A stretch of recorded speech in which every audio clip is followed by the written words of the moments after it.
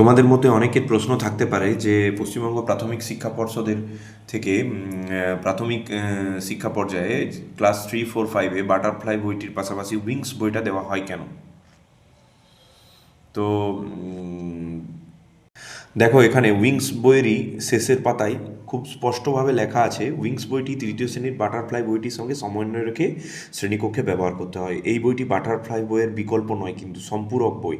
প্রত্যেকটি অধ্যায়ের শুরুতে এক্সপেক্টেড লার্নিং আউটকামস, অর্থাৎ অধ্যয়নটি শিখনে অংশগ্রহণ করার মাধ্যমে শিশুরা যা শিখবে তা নির্দিষ্ট করে দেওয়া আছে।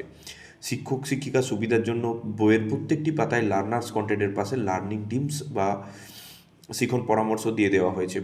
বইয়ের প্রত্যেকটি অধ্যায়ে listening skill, speaking skill, reading skill, writing skill, grammar and vocabulary, এই 6টি মূল বিভাগ রয়েছে।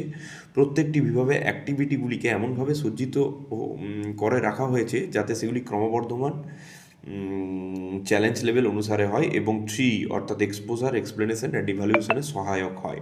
ওয়ার্কশিটগুলি এমনভাবে তৈরি করা হয়েছে যাতে সেগুলি পিকক মডেল অনুযায়ী কন্টিনিউয়াস অ্যান্ড কম্প্রিহেন্সিভ ইভ্যালুয়েশনে সাহায্য করে। ঠিক আছে, এই কটা বললেই যথেষ্ট। আরও লেখা আছে, তোমরা উইংস বইয়ের শেষে কিন্তু খুব স্পষ্টভাবে দেখে নিতে পারো।